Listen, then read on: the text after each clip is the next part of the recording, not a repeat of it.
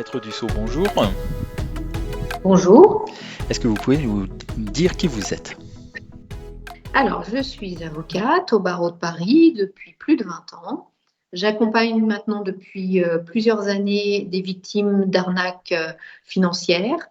Je les accompagne donc depuis le dépôt de leur plainte pénale jusqu'aux actions envisagées contre leur propre banque et les banques destinataires des fonds. Et donc aujourd'hui, Maître Dussault, vous voulez nous parler d'un sujet qui est tout neuf, qui est les crypto-monnaies.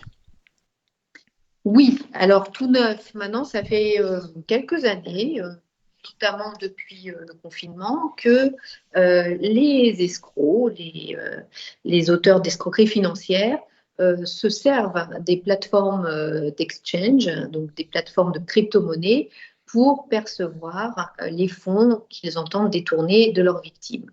Donc, bien évidemment, ces plateformes sont beaucoup moins régulées que le secteur bancaire. Elles sont le terrain de jeu idéal pour les délinquants en tout genre et en particulier les délinquants financiers. Euh, donc, ces plateformes sont très peu régulées, mais les choses sont en train de changer puisque elles sont de plus en plus accusées de blanchiment d'argent et les États cherchent à les réguler davantage. Et donc récemment, nous avons eu une actualité où, par exemple, la société Binance avait été ciblée par des procédures de la part du régulateur financier américain. Est-ce que ceci est un changement à votre niveau? Est-ce que ça ouvre des perspectives?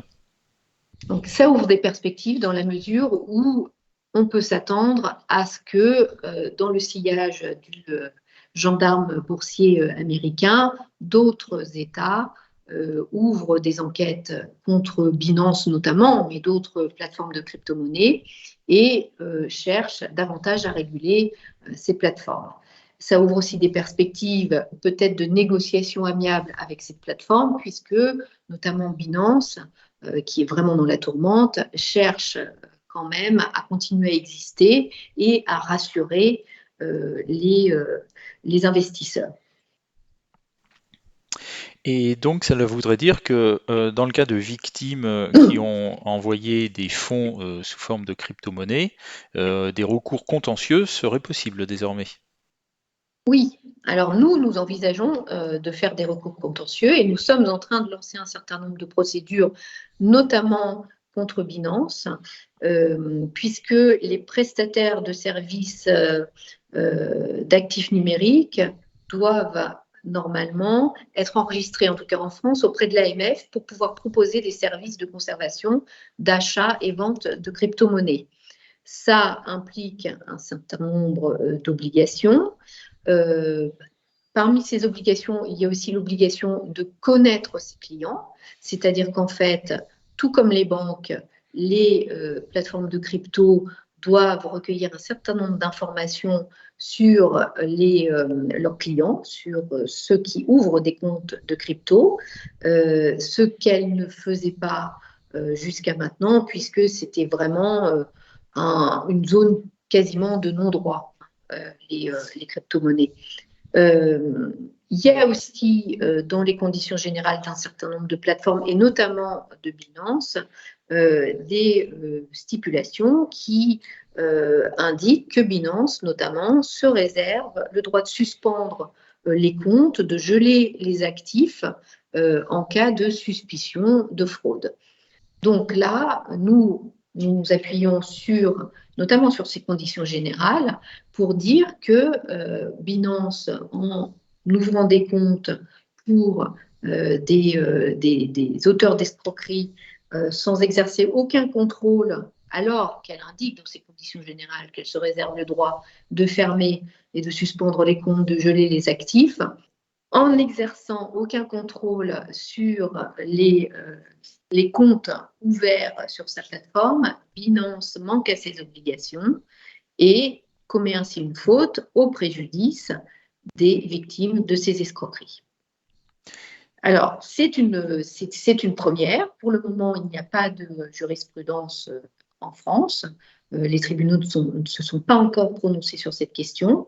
Mais il y a fort à parier que les procédures se multiplient parce que le secteur bancaire étant davantage regardant, les banques étant davantage sensibilisées à toutes ces escroqueries financières, les escrocs se tournent naturellement vers un domaine beaucoup moins régulé. C'est donc la raison pour laquelle, parmi les dossiers qui arrivent à notre cabinet, on peut dire qu'un tiers désormais de ces dossiers impliquent des paiements en crypto-monnaie. Est-ce que ça veut dire que les victoires et la jurisprudence que vous avez obtenue dans le monde bancaire, vous cherchez à l'appliquer, à l'adapter ou obtenir un équivalent dans le monde des crypto-monnaies? Oui, alors on va devoir l'adapter parce que les règles ne sont pas tout à fait les mêmes. Il y a aussi des problèmes de compétences des tribunaux français, hein, puisque quand même la plupart des plateformes de crypto sont à l'étranger, n'ont pas forcément de relais en France. Donc il va falloir examiner les dossiers au cas par cas. Tout dépendra de la plateforme de crypto-monnaie qui est visée. Compte tenu de l'ampleur du phénomène, de ces arnaques financières et du recours aux plateformes de crypto-monnaie, il n'y a pas de raison que ces plateformes de crypto-monnaie échappent à toute sanction et échappent à leurs responsabilités. Oui, d'ailleurs, c'est le sens que l'on voit déjà dans les mises en cause par différents États sur des manquements ou un manque de surveillance de différents opérateurs. Oui, oui, oui. Et puis, en fait, toutes ces plateformes, par exemple Binance, elles jouent avec la réglementation. Elles cherchent en permanence à contourner la réglementation. C'est ce qui leur a été reproché d'ailleurs par le gendarme boursier américain, c'est-à-dire qu'en fait, Binance offrait des services numériques à des Américains sans y être autorisé. Il y a un contournement permanent des réglementations qui normalement devraient davantage être combattus par les États. Alors je ne dis pas tous les États, hein, puisque pour un certain nombre d'États, il n'y a pas vraiment de démarche qui est entreprise contre ces plateformes numériques, mais l'Europe, les États-Unis cherchent davantage à réguler et à sanctionner. Donc du coup, Maître Dussault, la démarche que vous entreprenez s'inscrit dans un mouvement général des États vers plus de régulation de ce secteur tout nouveau, et donc c'est porteur d'un espoir pour les différentes victimes qui ont envoyé de l'argent sous forme de crypto-monnaie. Oui, oui, c'est vraiment porteur d'un espoir. De toute façon, il ne faut pas renoncer à agir contre, non seulement contre les banques, mais contre ces prestataires de services numériques, dans la mesure où tous ces prestataires ont une responsabilité dans les détournements de fonds commis par les auteurs d'escroqueries. Il n'y a pas de raison de laisser certains acteurs du marché, et pas d'autres, échapper à leurs responsabilités.